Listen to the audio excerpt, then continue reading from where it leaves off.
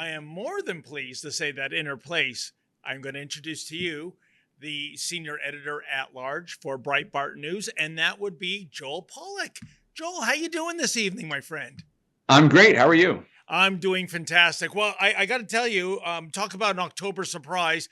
I think the U.S. economy has been battered by maybe three pandemics, if you will: COVID-19, then Biden economics, and now a longshoreman strike, which could be costing the economy $5 billion plus a day. I'm wondering, given that the chatter about the strike kicking off is happening right now in real time, will that have any effect on the upcoming debate, my friend?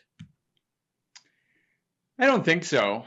I don't think people have really paid much attention to it yet because it hasn't shown up in prices or empty shelves, that sort of thing. You know, the union is taking advantage of the maximum leverage it has right before an election to sit down and conduct this strike. So I think people expect it'll be resolved because there is an interest in resolving it so it doesn't hurt the Democratic presidential ticket. But what is interesting to me is that nobody in Biden's cabinet seems to be aware of what they could do about it. Pete Buttigieg, who was absent during the cargo crisis 3 years ago, is quiet again.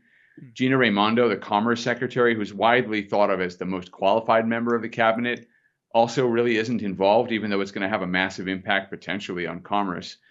The Secretary of Labor could be involved, but there's just nobody's home. Nobody's really running anything. Yeah. And I think Americans know that already. So I'm not sure the strike is going to have much of an impact just yet. It could toward the end of the month, but I don't know if it'll even go on that long. So I'm sure it'll come up in the vice presidential debate, but I don't think it's yet a major issue for Americans.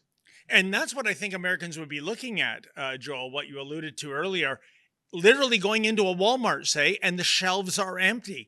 And when the shelves are eventually restocked, the price points going up. I think the two sides are a long way apart on wages. I understand longshoremen can make 150,000 US plus benefits. So it just seems like a real shot to the solar plexus. And you're probably right. This is when they think they have more leverage, when we're less than 40 days away from a federal election. Now, Joel, I was saying to Sheila Gunn-Reid earlier, I think I might be able to count on just one hand how many U.S. vice presidential debates I've watched, but this one feels different.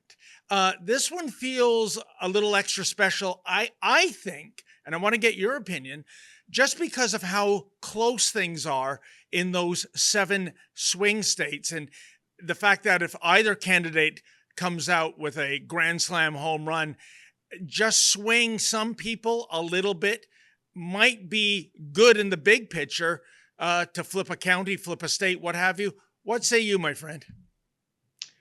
That's certainly possible, but I don't think this is quite as interesting as some of the previous debates have been. Probably the most highly watched vice presidential debate of all time was Sarah Palin versus Joe Biden. And she got the better of him in that debate. It didn't affect the final result as Obama and Biden went on to win the election.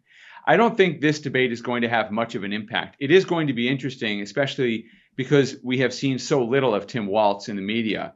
The Harris campaign is hiding him. They're not letting him do interviews. When he does interviews, they're terrible. And he has a very positive impression publicly because the media show no interest at all in his record or in challenging him on the issues. So it'll be interesting because we're going to see him maybe for one of the first times, actually, since he was declared the running mate. And that's why I think this debate can only hurt Kamala Harris, because I don't think he is very likable. I don't care what the polls say about his approval rating. People don't know him. And watching him on stage for 90 minutes is not going to improve their impression of him. He makes silly gestures. He's very obtrusive, unpleasant, and he is very much like Joe Biden, who would try to bully his opponents on the debate stage, except Joe Biden, I think, had a more convincing demeanor. And I think Tim Walz is just really just unappealing. So I think this is actually going to hurt Harris, but probably not that much. There is, of course, the possibility that either one of these two candidates could commit some major gaffe that ends up being a news cycle for a few days.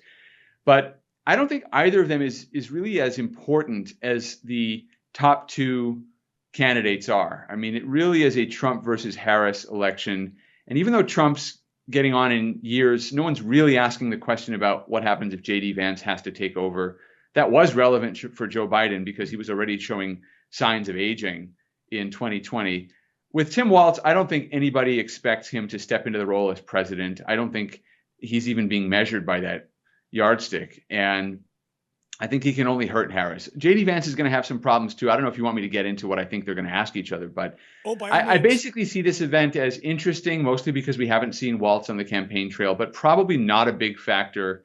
And that's, again, because vice presidential debates don't usually matter that much, but also because I think most voters in this race have already made up their minds. And because we live in two media universes where the Democrats tell Democrats that their candidate won, the Republicans tell Republicans that their candidate won, and people generally believe it on either side. So there aren't going to be any real collapses. I mean, the exception was the Trump-Biden debate earlier this year, but that's because Biden simply performed so poorly and Trump so well in contrast that I think even Democrats knew their man was done. How about this for a question, Joel? What if instead of you being a journalist, you are a political advisor? You were an advisor to Tim Walz and then an advisor to J.D. Vance. What strategy would you give each candidate coming into this debate tonight? I tell Walz to tone it down. You know, he had some congressional debates. If you go back and look at how he debated when he ran for Congress in 2006, where he came across almost deadpan in his presentation, I think that version of Tim Walz is more convincing to a national audience than the one we've seen on rally stages and at the Democratic convention, where he gesticulates wildly. He opens his mouth very widely. It's just a weird set of gestures. It's very off-putting. I think female voters who are generally committed to Harris don't really like him, don't warm to him.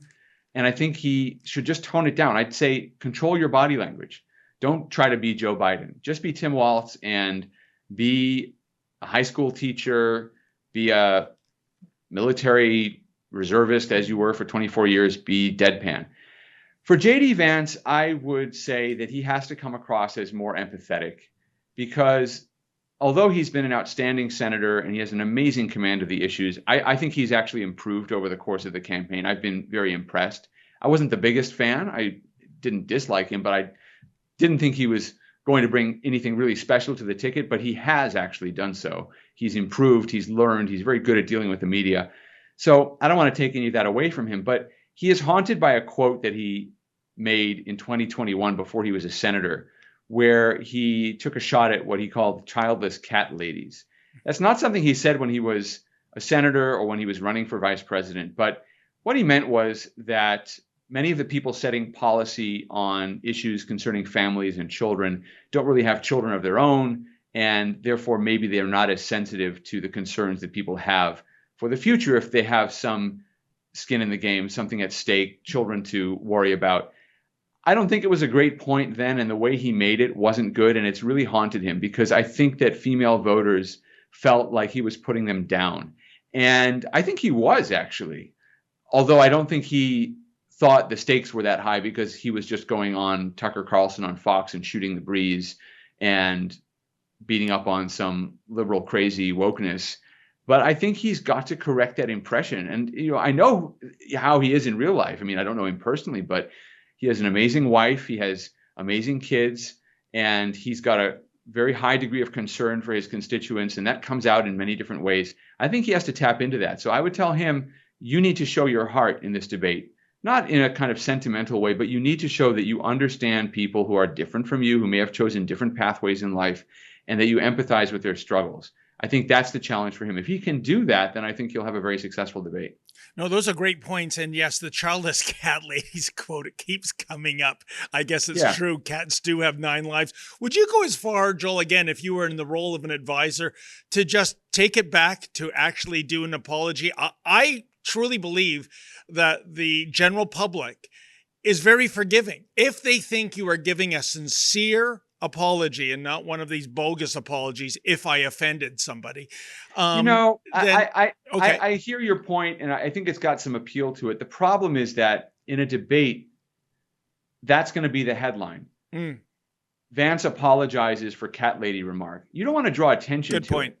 So you have to kind of move past it and say, look, the real issue here is concern about our children and our future, and then just go into that, and talk about, and then say Tim Walz has a terrible record as governor of Minnesota, because even though he's a teacher, and I commend him for it, schools in Minnesota are doing worse today than they were when he came into office.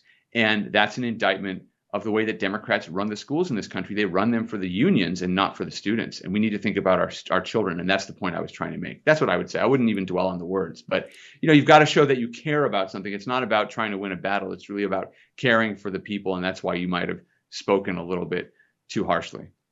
And, Joel, I see my colleague Sheila Gunn-Reid is back on. Before I throw it over to Sheila, one last thing. You made excellent points, by the way.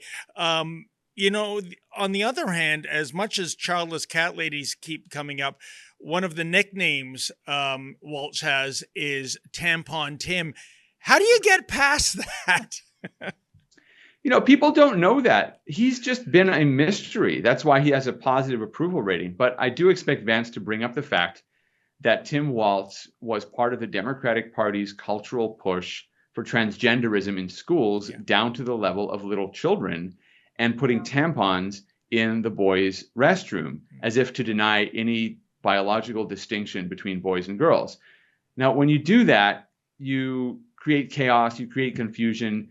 You also give the boys something to abuse and mess around with. I mean, there was an article written by somebody who described what happened in her school when the boys had pads and tampons in their restrooms, and they found everything to do with them, including clogging the toilets and sticking them to the mirrors and stuff like that. I mean, it's just silliness. It's absolutely ridiculous.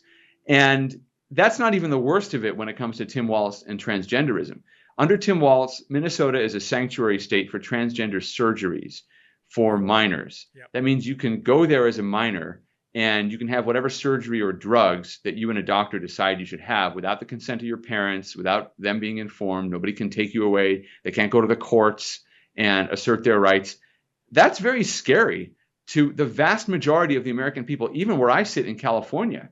The transgender agenda, which has been pushed by Democrats through their supermajority in the state legislature, is not popular, even with liberal Californians. So I think that's where I would hit him. It's not just the tampons in the bathrooms, which you can basically ignore, but it's the state-sanctioned abuse of children. I think that's an issue. Great points, Joel. Sheila? You know what? I had technical difficulties, so I didn't get to hear the entirety of your conversation. I'm sure Joel, as always, made some excellent points and educated us all on things that we scarcely understand. I'm just here to thank Joel for coming on the show and to congratulate him on his brand new baby. Oh yeah. Yeah, my new baby, Rafael Micha, is his name, and he was a post-October 7th baby. Wow. Congratulations, Joel. I had no idea. Sorry. Yep. No, I pay very close attention to Joel. He's about 10 days old. He's beautiful. He's very peaceful. He's been great. We had a great labor and delivery, thank God, and he's very healthy. So that's all you can really ask for, right? It is indeed. Joel, thanks so much for coming on the show. Congratulations on the baby, and we can't wait to see what you do next. All right. Thanks so much. Enjoy watching the Thanks, debate. Joel. Thank you, Joel. It's the news event of the year. Canada's most controversial premier sits down with Canada's most controversial journalist, and everything is on the table. Come watch Ezra Levant one-on-one with Alberta Premier Danielle Smith in front of a live studio audience in Calgary. Nothing's off limits. Nothing's held back. Questions that would make Justin Trudeau invoke martial law. Answers that will make Stephen Guilbeault pee his pants. You're not going to want to miss this one. But you have to be there, in person, at the Rebel News Live mega conference in Calgary on October the 5th. Tickets are limited, so drop everything and go to rebelnewslive.com right now. Special discounted prices for Patriots and special extra high prices if you're with the CBC. Go to rebelnewslive.com now.